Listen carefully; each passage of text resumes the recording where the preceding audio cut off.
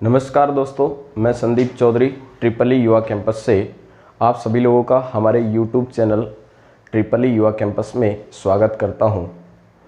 जैसा कि हमने पिछली क्लास में एडवांस मैथ्स का मेंसुरेशन पार्ट स्टार्ट किया था, उसी को आज आगे कंटिन्यू करेंगे। तो एडवांस मैथ्स का जो मेंसुरेशन पार्ट था उसके अंदर सबसे पहले ट्रायंगल से स्टार्ट किया था और उसमें विषम बाहु त्रिभुज और समद्विबाहु त्रिभुज के बारे में पढ़ा था। और आज अपन पढ़ेंगे समकोण त्रिभुज के बारे में, जिसको इंग्लिश में बोला जाता है राइट एंगल ट्रायंगल। तो चलिए देखिए अपना त्रिभुज कौन सा होगा, समकोण त्रिभुज, और इसको इंग्लिश में क्या बोला जाता है, राइट एंगल ट्रायंगल। तो आपके पास देखिए एक त्रिभुज है, ये त्रिभुज आपके पास ए बी और सी, यहाँ पर एक कोण 90 डिग्री का बनाया। तो एक कोण 90 डिग्री का समकोण त्रिभुज की परिभाषा ही क्या होगी, ऐसा त्रिभुज जिसका एक कोण कितने डिग्री का होगा, 90 डिग्री का, वह त्रिभुज कौन सा कहलाएगा, समकोण त्रिभुज कहलाएगा। तो इस समकोण त्रिभुज में आप बोलेंगे 90 डिग्री के जस्ट सामने की जो भुजा है वो क्या कहलाएगी, कर्ण। इसको अपन के से रिप्रेजेंट करेंगे और इसको इंग्लिश में जो बोला जाता है वो हाइपोटेनस बोला जाता है।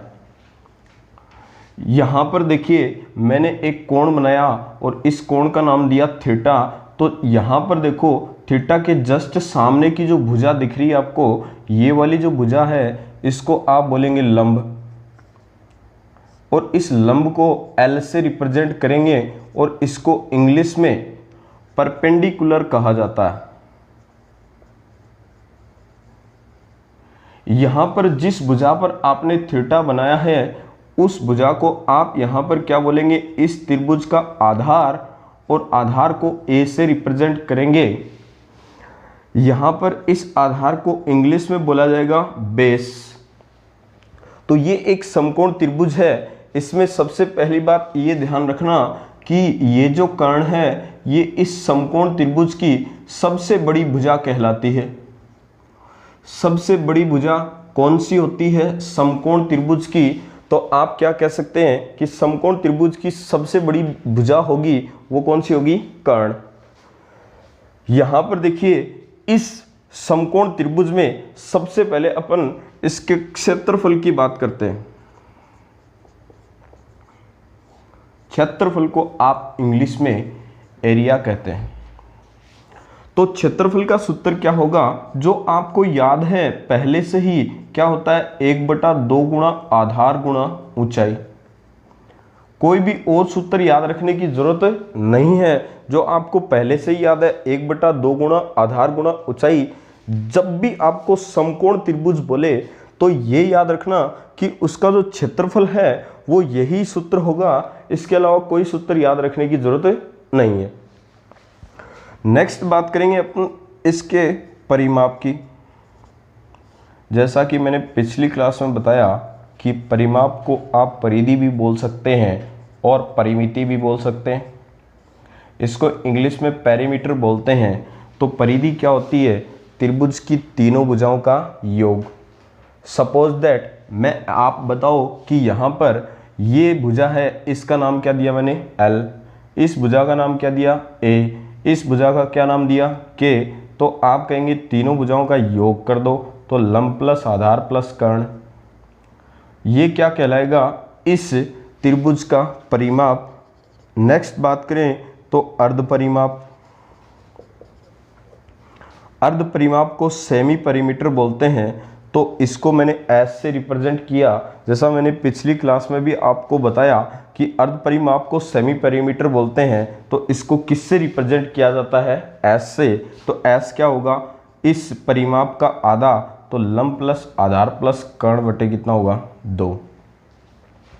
नेक्स्ट बात सुनिए, इस समकोण त्रिभुज में पाइथागोरस प्रमेय काम करती है। पाइथागोरस प्रमेय जो लगती है उस प्रमेय के बारे में बात करें तो यहां देखो, ये आपके पास समकोण त्रिभुज है, ये इसका कर्ण है, ये इसका लंब है, ये इसका आधार है, यहाँ पर ये समकोण त्रिभुज ए बी और कैसा है सी, ये मैंने बना दिया। यहाँ पर ये 90 डिग्री का कोण है, यहाँ पर ये कोण थीटा इस भुजा पर बनाया गया है, इसलिए इसको आधार, और थीटा के सामने की भुजा क्या कहलाती है लंब, और 90 डिग्री के सामने की भुजा क्या कहलाती है कर्ण। तो इस पाइथागोरस प्रमेय की बात की जाए तो पाइथागोरस प्रमेय ऐसा बोलती है कि कर्ण स्क्वायर बराबर लंब स्क्वायर प्लस आधार स्क्वायर, लंब स्क्वायर प्लस क्या होगा आधार स्क्वायर। मैं इसको अब अंग्रेजी जो वर्ड दो दिख रहे हैं आपको एल के और ए इसके रूप में लिखता हूं, तो आप क्या बोलेंगे के स्क्वायर बराबर लंब एल स्क्वायर आधार ए स्क्वायर। यहां से आपको कर्ण ज्ञात करना हो तो कर्ण के लिए देखो, कर्ण ज्ञात करना है तो कर्ण के लिए आप बोलेंगे इसका स्क्वायर हटाओ तो यहां क्या लग जाएगा रूट लंब स्क्वायर प्लस आधार स्क्वायर। इसी प्रकार से आप आधार भी ज्ञात कर सकते हैं, इसी प्रकार से इसका लंब भी ज्ञात कर सकते हैं। तो आधार ज्ञात करोगे तो आधार स्क्वायर बराबर ये कर्ण स्क्वायर है, इसको इधर लाएंगे तो ये किसका हो जाएगा माइनस का, तो ये क्या बनेगा कर्ण स्क्वायर माइनस लंब स्क्वायर, और इसका भी क्या हो जाएगा रूट। ऐसे ही लंब ज्ञात करना है तो लंब ज्ञात करेंगे, तब आप बोलेंगे कि इस कर्ण में से यहां पर क्या घटा देंगे आधार। भाई सीधी सी बात है, आप इनको तीन चीजें चाहिए कर्ण आधार और क्या चाहिए लंब। कर्ण चाहिए तो कर्ण सबसे बड़ी भुजा है तो दोनों को जोड़ दो, लंब और आधार का स्क्वायर करके क्या कर दो जोड़ दो, और क्या लगा दो रूट। आधार चाहिए तो कर्ण में से घटा दो लंब, लंब चाहिए तो कर्ण में से घटा दो आधार, आधार चाहिए तो लंब घटा दो, लंब चाहिए तो आधार घटाओगे। घटाओगे किस में से हमेशा बड़ी भुजा में से, और बड़ी भुजा क्या कहलाती है कर्ण। तो ये रटने की जरूरत नहीं है, ऐसे ही समझ में आ रहे हैं कि सबसे बड़ी भुजा क्या है कर्ण, तो दोनों को जोड़ दिया लंब और आधार। आधार चाहिए तो कर्ण में से लंब घटा दो, लंब चाहिए तो कर्ण में से आधार घटा दो। इसी पर बेस्ड मैं आपको एक टेबल बताता हूं, और वो जो टेबल है उस टेबल की सहायता से अपन क्वेश्चन आसानी से सोल्व कर सकते हैं। तो देखो एक छोटी टेबल मैं यहां पर बना रहा हूं, उस टेबल के माध्यम से आप लंब आधार और कर्ण कुछ जो डाटा है वो आसानी से सोल्व कर सकते हैं। मैंने कहा ये लंब है, ये आधार है और ये क्या है कर्ण है। एक चीज और ध्यान रखना कि ये आपस में चेंज हो सकते हैं, आपस में बदल सकते हैं, आपस में बदल सकते हैं। लंब की जगह आधार हो या आधार की जगह क्या हो लंब हो, ये दोनों आपस में बदल सकते हैं। तो देखो मैंने कहा लंब यदि 3 सेंटीमीटर है, आधार 4 सेंटीमीटर है, तो आप कहेंगे कर्ण कितना सेंटीमीटर होगा 5 सेंटीमीटर होगा। इसी प्रकार यहां पर मैं कह रहा हूं कि ये 6 है, ये 8 है, तो ये कितना होगा 10, ये 9 12 तो ये कितना 15, ये 12 16 तो ये कितना होगा 20, 15 20 तो ये कितना होगा 25। इसी प्रकार से कुछ इंपॉर्टेंट है 5 12 और 13।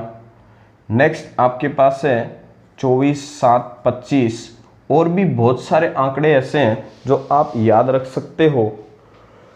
तो इनको यदि डायरेक्ट याद रखते हैं तो क्वेश्चन में डायरेक्ट अपनी मदद हो जाती है।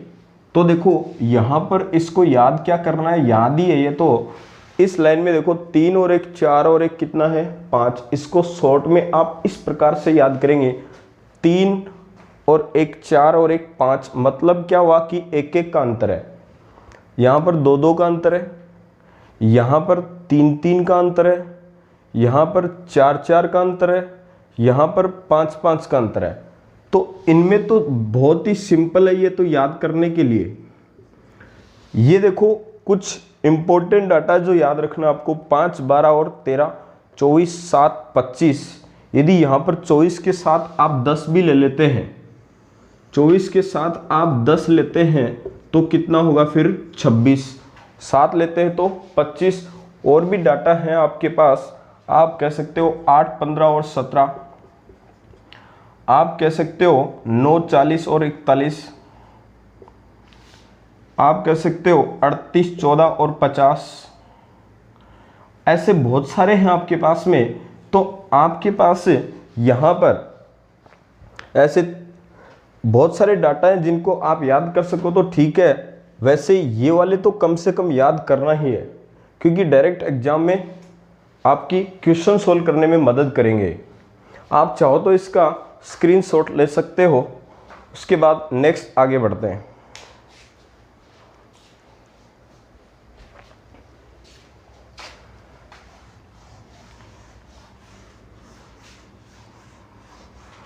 ये जो टेबल है, इस टेबल को आप अच्छे से रिपीट करना 2-4 बार। आसान बहुत है। अंतर है इसमें 1-1 का अंतर है, 2-2 का अंतर है, 3-3 का अंतर है, 4-4 का अंतर है, 5-5 का अंतर है। उसके बाद आप बोल सकते हो 5, 12, 13, 24, 7, 25, 24, 10, 26। इस प्रकार से आप रिपीट करेंगे तो याद हो जाएगा, बहुत आसान है। नेक्स्ट देखिए आप, समकोण त्रिभुज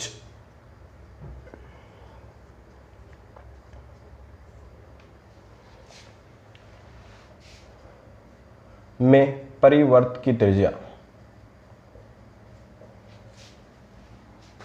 परिवर्त की त्रिज्या, परिवर्त की त्रिज्या, ये परिवर्त की त्रिज्या जैसे कि आपके पास एक समकोण त्रिभुज है।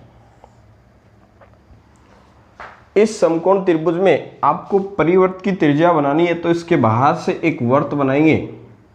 इसके बाहर से एक वर्त बनाएंगे तो इसकी जो परित्रिज्या है वो क्या होगी। यहां पर बात करें तो ये जो है, ये भुजा आपकी क्या है, इसकी कर्ण। तो इसकी जो परित्रिज्या है या परिवर्त की जो त्रिज्या है, ये परिवर्त की त्रिज्या कर्ण की आधी होती है।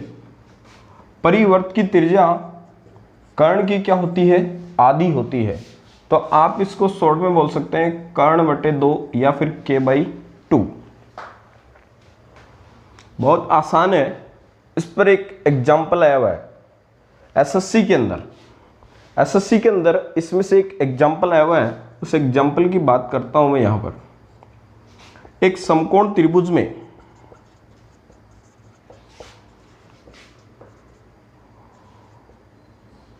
लंब व आधार 6 सेंटीमीटर, 8 सेंटीमीटर हो तो परित्रिज्या बताओ। परित्रिज्या ज्ञात करो। तो एक समकोण त्रिभुज है। सपोज दैट आपके पास एक समकोण त्रिभुज है, ये रहा ए, बी और सी। मेरे को बोला लंब व आधार 6 सेंटीमीटर और 8 सेंटीमीटर है। सपोज दैट ये लंब आपका, जरूरी नहीं कि ये भी हो सकता है, आप कोई सा भी ले लो। अभी लंब और आधार 6 सेंटीमीटर और 8 सेंटीमीटर है। तो इसकी परिवर्त की त्रिज्या या परित्रिज्या, परित्रिज्या का मतलब ही क्या है, परिवर्त की त्रिज्या। जैसा कि मैंने पिछली क्लास में बताया था कि परिवर्त की त्रिज्या, या फिर आप इसको बोल सकते हैं बाह्य वर्त की त्रिज्या, या फिर इसका तीसरा नाम क्या होता है, परित्रिज्या। तो परित्रिज्या मतलब क्या हुआ, इसके बाहर से एक वर्त बनाओ और उसकी त्रिज्या है वो किसकी आधी होती है, कर्ण की आधी। तो सबसे पहले आप इसका क्या निकालो, कर्ण। सबसे पहले आप इसका क्या निकालोगे, कर्ण। और कर्ण बराबर, जैसा कि मैंने अभी बताया आपको कि रूट के अंदर लंब स्क्वायर प्लस क्या बोलेंगे, आधार स्क्वायर। तो लंब देखो आप, लंब कितना अपने पास में 6 का स्क्वायर, आधार कितना है 8 का स्क्वायर। तो ये 36 प्लस 64 100 होगा। और 100 किसका रूट होता है, 10 का।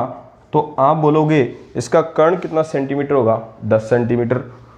तो परित्रिज्या, परि जो त्रिज्या है वो परित्रिज्या क्या होती है, कर्ण की आधी। और कर्ण अपन ने निकाला अभी, ये कितना अपने पास में 10, तो ये कितना होगा 10/2, तो आंसर होगा 5 सेंटीमीटर इस समकोण त्रिभुज की क्या होगी, परित्रिज्या। ये क्वेश्चन एसएससी एग्जाम में आया हुआ है। तो इस क्वेश्चन को यदि आप शॉर्ट में करना चाहते हैं तो ये निकालने की आपको ज़रूरत नहीं है, ये भी आपको बनाने की ज़रूरत नहीं है। आपको इतना पता होना चाहिए कि परित्रिज्या है वो किसकी आधी होती है, कर्ण की आधी। अब आपको ये भी बताया इसमें लंब और आधार कितना है, 6 और 8। तो जैसा मैंने आपको टेबल में बताया कि 6 और 2 8, 8 और 2 10, ये तीनों का जोड़ा होता है। जोड़ा कैसे होता है, 6 और 8। यहाँ देखिए आप, जोड़ा 6 8 10 का जोड़ा होता है। इस जोड़े का मतलब क्या है कि कर्ण स्क्वायर बराबर क्या होता है, लंब स्क्वायर प्लस आधार स्क्वायर। तो ये दोनों छोटी है, सबसे बड़ी भुजा क्या कहलाती है, कर्ण। तो आप बोलेंगे 6 का स्क्वायर प्लस 8 का स्क्वायर बराबर क्या होता है, 10 का स्क्वायर। ये कितना है 36, ये 64, ये कितना 100, ये भी 100 और ये भी 100। इसी प्रकार से तीनों को याद रखना है। इन दोनों को चेंज, ये यदि चेंज हो भी जाते हैं तब भी कोई फर्क नहीं पड़ेगा। सबसे बड़ी भुजा क्या होगी, कर्ण। इन दोनों के चेंज होने से इस कर्ण पर कोई भी फर्क नहीं पड़ेगा। ये यहाँ पर जोड़ दो और ये यहाँ पर जोड़ दो, कोई फर्क नहीं पड़ेगा, तब भी आंसर कितना होगा 100। इसी प्रकार आप बोल सकते हो, ऐसे इस प्रकार से जोड़े याद हों तो इस क्वेश्चन को मात्र आप 2 सेकंड में सोल्व कर सकते हैं। आपको पता चला समकोण त्रिभुज है, इसकी एक भुजा ये 6, दूसरी 8 है, तीसरी 10 होगी, वो सबसे बड़ी भुजा होगी। सबसे बड़ी भुजा क्या होगी, कर्ण होगी। तो आप क्या बोलेंगे, परित्रिज्या ज्ञात करनी है। परित्रिज्या कर्ण की क्या होती है, आधी। ऑप्शन टिक कर दो, 5 सेंटीमीटर, आंसर आ गया। नेक्स्ट देखो, इसी समकोण त्रिभुज में, समकोण त्रिभुज में अंतःवर्त की त्रिज्या, अंतःवर्त की त्रिज्या, अंतःवर्त की त्रिज्या। तो आपके पास ये समकोण त्रिभुज है और इसके अंदर एक वर्त बनाया, इसका नाम दिया मैंने ए, बी और सी। अंदर जो वर्त बनाया इसकी त्रिज्या ज्ञात करनी है आपको। त्रिज्या, इसका नाम दे दिया मैंने आर।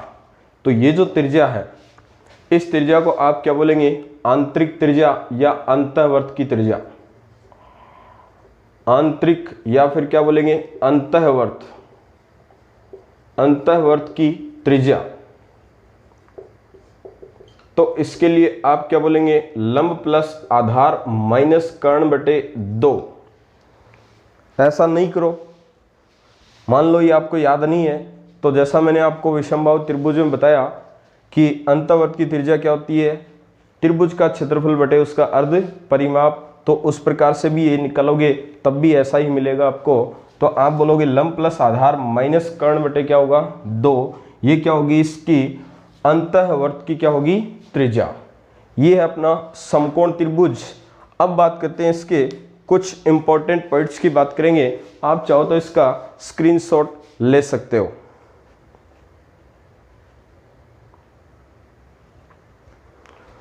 तो चलिए नेक्स्ट, समकोण त्रिभुज के मैं आपको कुछ 2-3 पॉइंट बता रहा हूं। वो देखने में बहुत टिपिकल लगते हैं, लेकिन मैं आपको ऐसे शॉर्ट रूप में बताऊंगा ताकि आपके एग्जाम में क्वेश्चन आता है उनसे रिलेटेड, तो आप सोल्व कर सकते हो।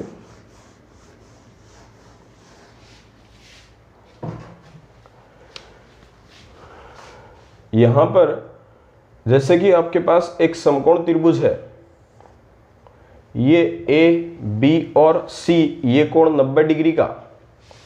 यहां पर मैं एक परपेंडिकुलर डालूं या फिर आप बोल सकते हो कि लंब डालो सामने वाली भुजा पर। लंब 90 डिग्री पर होता है हमेशा।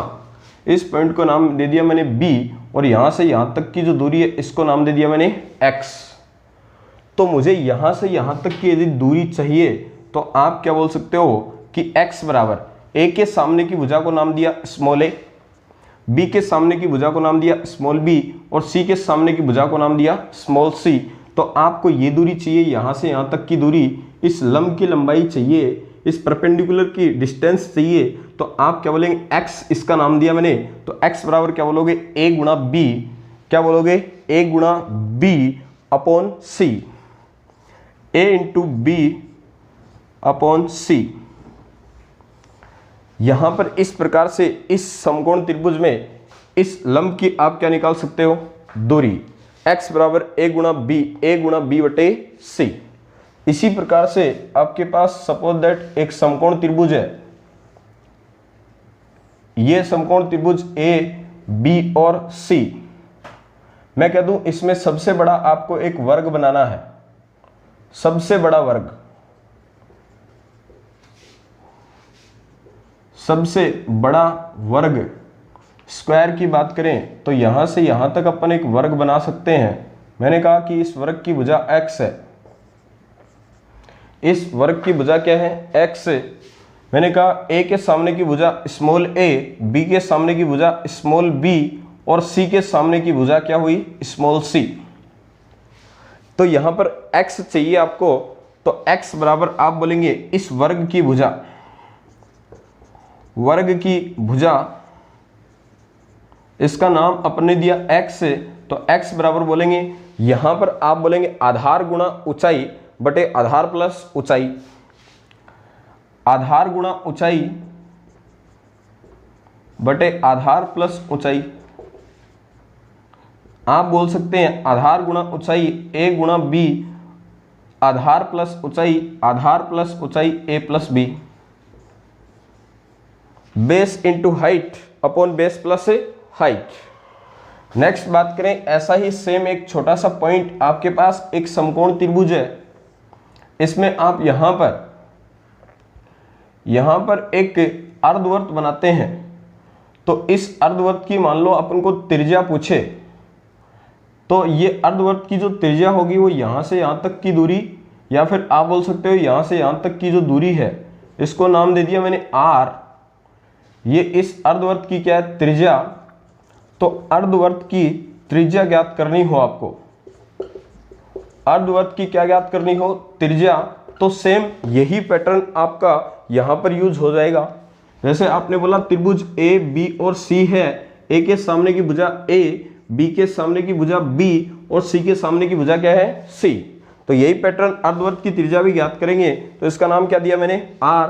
तो r बराबर क्या बोलेंगे, वही ab बटा a प्लस बी, ab बटा a प्लस बी। चाहो तो आप इसका स्क्रीनशॉट ले सकते हो।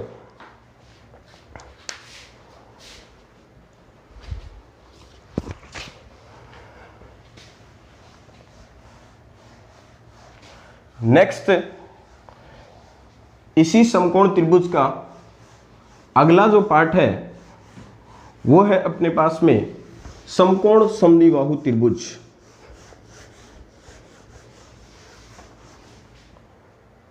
समकोण समद्विबाहु त्रिभुज,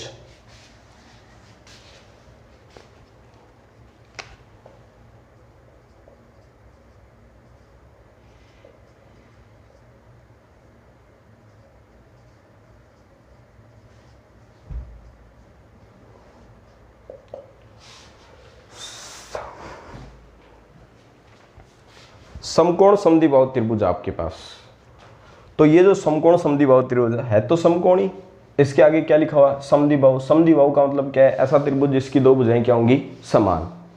तो आप लो यहां पर एक समकोण समद्विबाहु त्रिभुज है,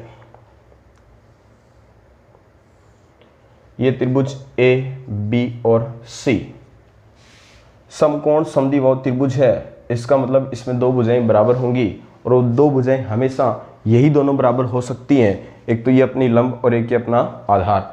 कर्ण बराबर नहीं हो सकता, क्यों, क्योंकि ये सबसे बड़ी भुजा होती है समकोण त्रिभुज की। इसलिए आप बोल सकते हैं कि भुजा भुजा ए सी बराबर क्या बोल सकते हैं, बी सी। या फिर आप ऐसा बोल सकते हैं कि लंब बराबर क्या होगा, आधार।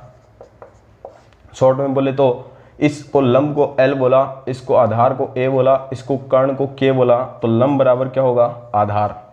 ये समकोण समद्विबाहु त्रिभुज की खास बात होगी कि लंब और आधार हमेशा क्या होंगे, बराबर होंगे। तो नेक्स्ट बात करें कि इस समकोण त्रिभुज के अंदर वही बात करें क्षेत्रफल की, तो इसका क्षेत्रफल जो होगा वो भी वही होगा जो समकोण त्रिभुज का क्षेत्रफल होगा, 1/2 गुणा आधार गुणा ऊंचाई।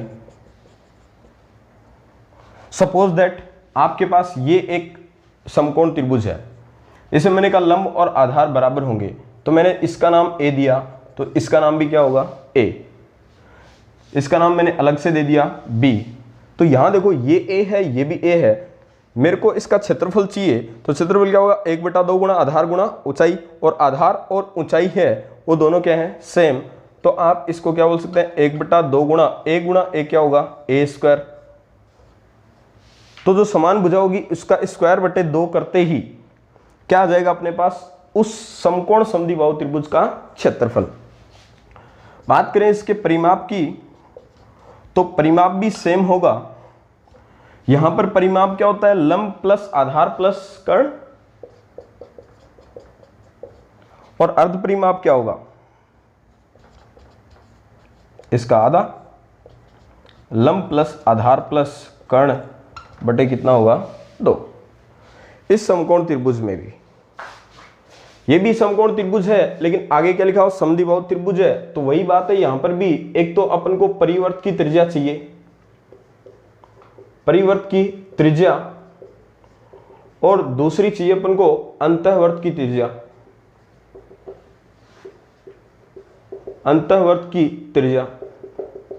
तो जैसा कि मैंने पिछले समकोण त्रिभुज में बताया, वही सेम यहां पर कि परिवर्त की त्रिज्या क्या होगी कर्ण की आधी। यहां पर एक समकोण त्रिभुज है, इसके परिवर्त की त्रिज्या चाहिए आपको, तो परिवर्त की त्रिज्या क्या होगी कर्ण की आधी। इसी प्रकार से अंतःवर्त की त्रिज्या चाहिए, तो यहां पर एक समकोण त्रिभुज है, इसके अंतःवर्त की त्रिज्या चाहिए, तो यहां पर इसके अंदर एक वर्त बनाया, इसकी त्रिज्या चाहिए आपको, तो त्रिज्या चाहिए, तो आप क्या बोलेंगे लंब प्लस आधार माइनस कर्ण बटे कितना होगा 2।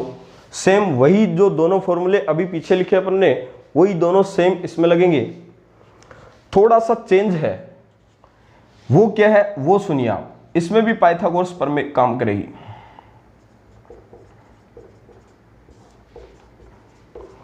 जो पाइथागोरस प्रमेय है वो इसमें भी लागू होगी।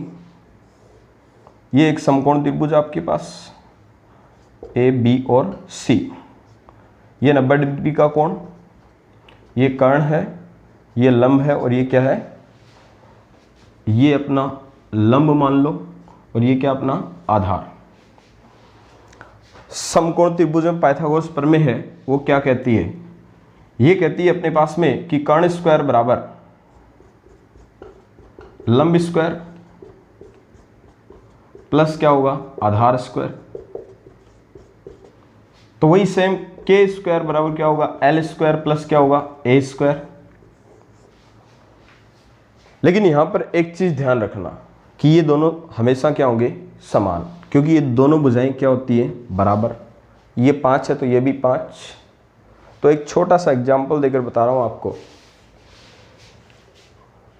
यहां पर देखो, पहले इसकी एक छोटी सी टेबल की बात करें, जैसा आपको समकोण त्रिभुज में बताई वैसे ही सेम एक टेबल इसमें बनाता हूं।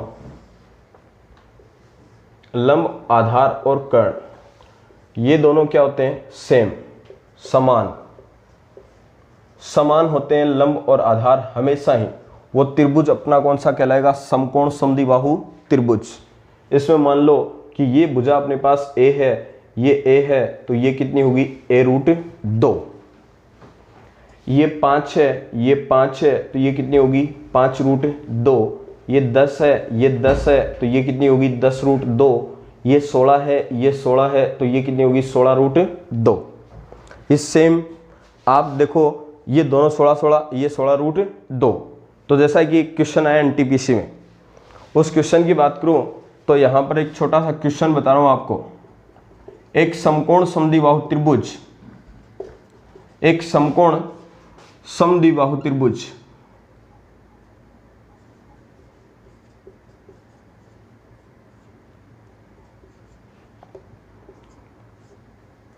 का कर्ण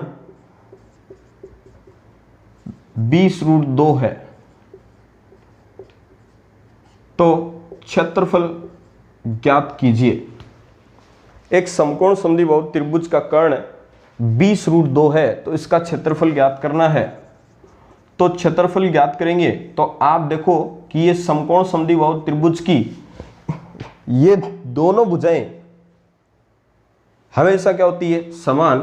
तो आप कह रहे हो कि इसका कर्ण दे रखा है 20√2, तो मैं अपने आप यदि इस प्रकार से आपको टेबल याद है तो आप कह सकते हैं ये भुजा भी 20 होगी और ये भुजा भी कितनी होगी, 20। ये सेंटीमीटर 2 मीटर 2, तो ये भी सेंटीमीटर, ये भी सेंटीमीटर और ये भी सेंटीमीटर। अब देखो ये 20√2 है तो ये 20 और ये भी 20, ये 40√2 है तो ये भी 40 और ये भी 40।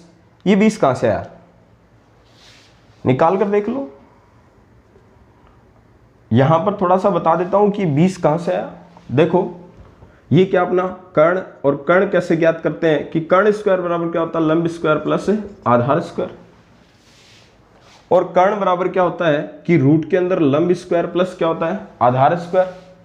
आप मान लो इस भुजा का नाम मैंने ए दिया तो ये भी क्या होगी, ए। तो यहां पर कर्ण रख दो अपना कितना है, 20√2 बराबर रूट के अंदर लंब भी कितना है, ए, आधार भी कितना है, ए। ये 20√2 बराबर ये ए और ए 2a स्क्वायर, और इसका भी क्या अपने पास में रूट है। तो यहां से देखो आप, ये तो 20√2 और इसका रूट हटा दो तो ये √2 और a का रूट आते ही बाहर क्या आ जाएगा, a। यहां पर काट दो, √2 से √2 काट दो तो a की वैल्यू कितनी आएगी, 20। तो इस प्रकार से ये यदि इस प्रकार से टेबल याद है तो ये आपको निकालने की जरूरत नहीं पड़ेगी। तो आप डायरेक्ट बोल दोगे यदि ये 20√2 है तो ये 20 होगा और ये भी क्या होगा, 20। तो आप इस क्वेश्चन को एग्जाम में आए तो आप डायरेक्ट तुरंत आंसर बता सकते हैं कि इसकी दोनों भुजाएं 20-20 होंगी। और क्षेत्रफल क्या होता है, 1/2 गुणा आधार गुणा ऊंचाई, और आधार और ऊंचाई सेम है तो 1/2 गुणा 20 गुणा क्या करेंगे, 20। तो यहां पर देखो इसका यदि आपको क्या चाहिए, क्षेत्रफल चाहिए, तो क्षेत्रफल क्या होता है, 1/2 गुणा आधार भी 20 और ऊंचाई भी 20। इससे काट दो 2 से 10 बार और ये कितना होगा, 10 × 20 कितना होगा, 200 सेंटीमीटर दे रखा है तो ये क्या हो गया, सेंटीमीटर स्क्वायर। क्योंकि क्षेत्रफल है ये सेंटीमीटर, ये भी सेंटीमीटर, तो सेंटीमीटर को सेंटीमीटर से गुणा करेंगे तो क्या होगा, सेंटीमीटर स्क्वायर। और हमेशा याद रखना क्षेत्रफल हमेशा किस में होगा, स्क्वायर में। तो आप इसका स्क्रीनशॉट ले सकते हैं। चलिए आज की क्लास में इतना ही काफ़ी है। आपको अच्छे से समझ आया होगा, उम्मीद है मुझे आपको अच्छे से समझ में आए। आपको इसी प्रकार से आगे पढ़ना है तो हमारे YouTube चैनल ट्रिपल युवा कैंपस को आप शेयर कीजिए, सब्सक्राइब कीजिए और बेल आइकन ज़रूर दबाइए। इससे आपको अपडेट्स की सूचना मिलती रहेगी। धन्यवाद।